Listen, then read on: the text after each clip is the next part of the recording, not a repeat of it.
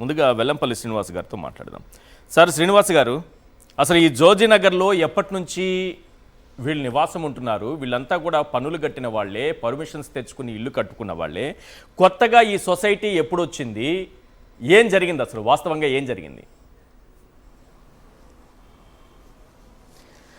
Sir అందరికీ నమస్కారం sir. నమస్తే. ఏదైతే ఈరోజు జోజీనగర్లో ఘటన జరిగిందో అది చాలా అమానుషం, చాలా దుర్మార్గం సార్ అది. ఎందుకంటే దాదాపు కొంతమంది 2001 నుంచి దాదాపు 25 ఏళ్ళు 30 ఏళ్ళ నుంచి ఆ స్థలం ఒక్కొక్కరు 100 గజాలు 200 గజాలు కొనుక్కొని కొంతమంది స్తోమతున్న వాళ్ళు బిల్డింగ్ కట్టుకెళ్ళగారు, కొంతమంది ఏమో రేకుల షెడ్లో నివాసం చేస్తున్నారు. ప్రతి ఒక్కటి కూడా రిజిస్ట్రేషన్ చేసింది అంతా కూడా, ఏ ఒక్కరు కూడా ఆక్యుపై చేసింది కాదు.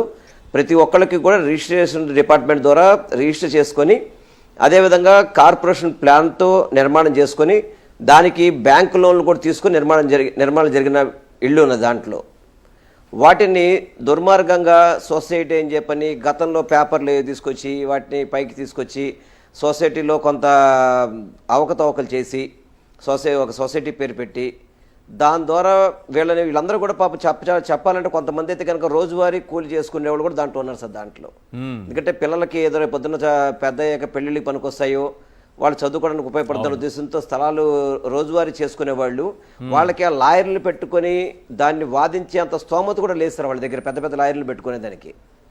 అదేవిధంగా వాళ్ళు హైకోర్టులో కానీ వాటిలో ఏం జరిగిందంటే వీళ్ళందరూ 42 మంది అయ్యేవాళ్ళు అక్కడ ఒకే పెత్తందారులు అన్నమాట. వాళ్ళందరూ కూడా డబ్బు ఉన్నవాళ్ళు, అదేవిధంగా అధికారం పలుకుబడి ఉంది కాబట్టి వీళ్ళని కోర్టులో కొన్ని తప్పుడు వాంగ్మూలాలు కావచ్చు, తప్పుడు రికార్డులు కావచ్చు, అవి చేసి వీళ్ళ మీద ఆర్డర్ తీసుకురావడం.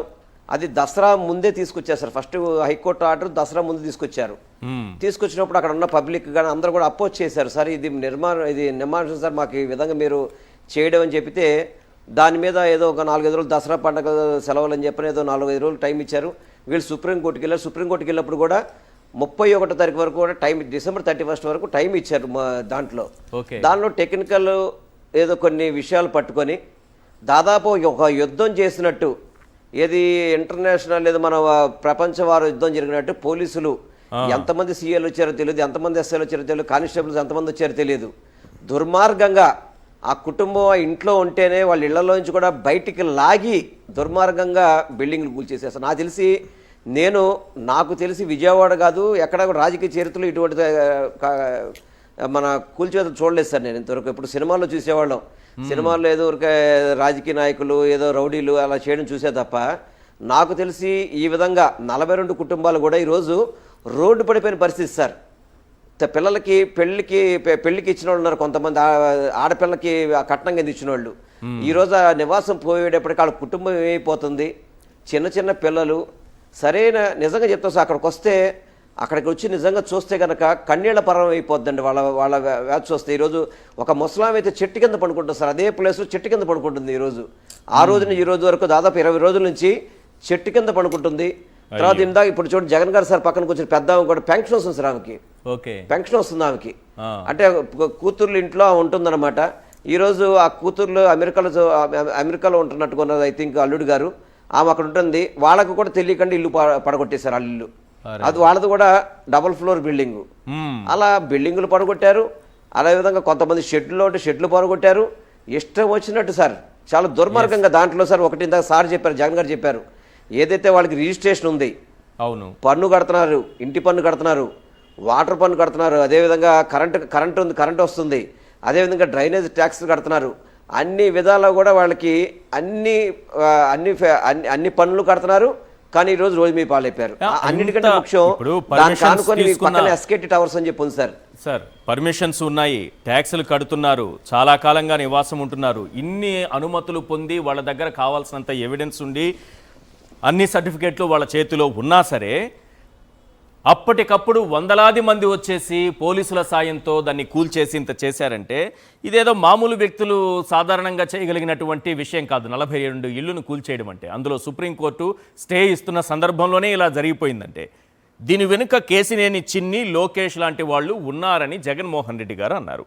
ఏ ఆధారాలతో అన్నారు? నిజానికి ఎవరో ఒకరు పెద్దలుంటే కానీ కుదరదు, కానీ అంత వాళ్ళున్నారా? సార్ ఈరోజు జగన్మోహన్ రెడ్డి గారు ఈరోజు అక్కడికి వచ్చారు సార్. మ్మ్. మొన్న ఆ ఇల్లు కూల్చేటప్పుడు ఉన్న పోలీసుల్లో 10% కూడా లేరు సార్ ఈరోజు. జగన్మోహన్ రెడ్డి గారు అంత దాదాపు అన్ని వేల మంది జనం ఆయన కోసం వస్తే మొన్న ఇల్లు కూల్చడానికి వచ్చిన పోలీసుల్లో 10% కూడా ఈరోజు పోలీసులు రాలేదు సార్. మరి ఆ రోజు అంతమంది పోలీసులు వచ్చారంటే దాని అర్థం ఏంటి సార్?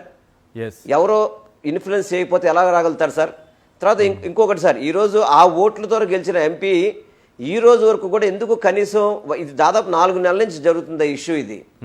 ఒక్కసారి కూడా ఆ ప్లేస్కి వెళ్ళి ఏంటి సంగతి అనేది చూడలేనప్పుడు ఏమొస్తుంది సార్? అనుమానం ఏమొస్తుందండి? ఎస్. ఎంపీ కానీ ఎమ్మెల్యే కానీ అదేవిధంగా ఇక్కడ దగ్గరలో ఉన్న మంత్రులు కానీ ఇన్ఛార్జ్ మంత్రులు కానీ ఎవరైనా కానీ ఆ ప్రదేశానికి వాళ్ళ 42 మంది టెంట్లు వేసుకొని 3 నెలలు 4 నెలలు దీక్ష చేస్తుంటే ఏ ఒక్కరైనా పరామర్శించారు సార్? ఒకరు ఎవరైనా కానీ ఎందుకు పరామర్శించలేదు? వాళ్ళ గనక లొసుగు లేకపోతే వాళ్ళ యొక్క దీంట్లో వాళ్ళ యొక్క హస్తం లేకపోతే వాళ్ళు ఎందుకు వచ్చి పలకరించలేదు? అంటే పోలీసులకు వేరే పని ఏం లేదా? ఇల్లు కూల్చడానికి బందోబస్తు చేయడం పోలీసుల పని. ఎంతమంది పోలీసులు వచ్చారంటే నిర్దాక్ష్యంగా సార్. ఆ రోజు నేను చూస్తే అది ఒక మన ప్రపంచ యుద్ధం జరుగుతుంది. ఆ విధంగా ఇళ్లలోంచి సామాను కూడా తీసుకొని కంటే వాటిని అన్నింటిని కూడా కూల్చేసేస్తారు ఈరోజు. చాలా బాధ సార్ అది. నిజంగా చెప్పాలంటే నాకు రాజకీయాలు రాజకీయాలు పక్కన ఇప్పటివరకు కూడా అక్కడ రాజకీయం చేయదలుచుకోలేదు కాబట్టి ఇప్పుడు రాజకీయ మాట్లాడలేదు సార్. అవును. కానీ ఈరోజు ఆ సిచ్యువేషన్ చూస్తుంటే ఎంత బాధేస్తుందంటే ఈరోజు జగన్మోహన్ రెడ్డి గారు ఒట్టిన అక్కడికి వచ్చారంటే మాట ఇచ్చారు కాబట్టి వాళ్ళు జగన్మోహన్ రెడ్డి గారు ఎయిర్పోర్ట్లో కలిస్తే అమ్మ రండి అని చెప్పన్నారు. వాళ్ళని ఆయన ఆఫీస్లో మాట్లాడిన తర్వాత వాళ్ళ కోరిక అందరూ కూడా మీరు మాట్లాడితే మాకేదో న్యాయం జరుగుతాయా అని చెప్పంటే అన్న మాట ప్రకారం అక్కడికి వచ్చి వాళ్ళ కష్టాలు తెలుసుకొని ఆయన కూడా ఏం రాజకీయం మాట్లాడారు సార్. ఆయన కూడా ఉన్న నిజాలే మాట్లాడారు. ఏమి అందులో పొలిటికల్గా కానీ మాట్లాడే పరిస్థితి లేదు. ఇదివరకు మీరు ఇందాక అక్కడ ఎవరో ఒక బాధితుడు చెప్తున్నాడు, ఇప్పటిలో గోళ్లు పరిగిపోతే కార్లు ఎక్కిన పవన్ కళ్యాణ్ గారు ఏమయ్యారు సార్? విజయవాడ నగరం నడి రోడ్డు మీద ఉంది.